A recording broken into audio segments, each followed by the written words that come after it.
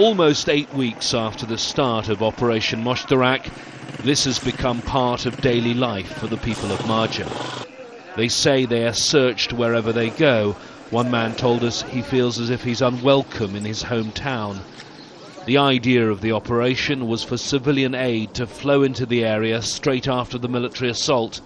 However, local people complain progress has been slow. Life is awful compared with before. We civilians are being slapped on one side of the face by the government and on the other by the Taliban. Before it was peaceful. The Taliban were not disturbing anyone. There were no searches, no violence. It's a very difficult balance for the US Marines and Afghan forces that took control here in what was billed as a possible turning point in this war. They need to ease security to allow normal life to resume, but that allows the Taliban to slowly return to a place that just weeks ago was one of their strongholds. What we're seeing right now is that, yes, we are having some Taliban come back, some of them that were fighting hard, other ones, frankly, that have been asking us to reintegrate into legitimate society and be part of the community again. Every day there's a queue outside the district government centre for compensation. People who say their property was damaged or their family members killed or injured. 2 of this man's sons were killed. Another boy had his leg blown off. However, they can only receive $2,500, the limit for any family.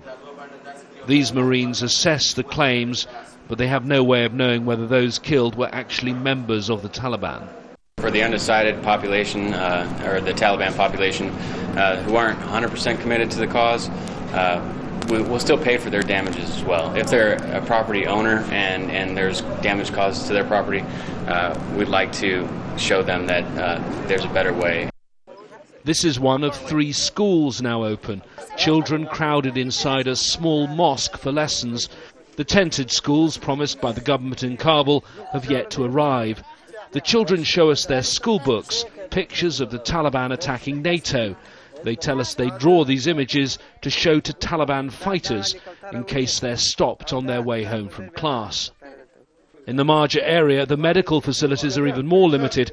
Since the operation began, just 1 clinic has begun operating.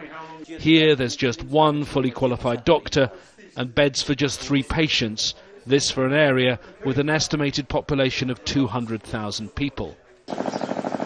For a delegation of government and NATO officials to visit the town, the tightest security is needed.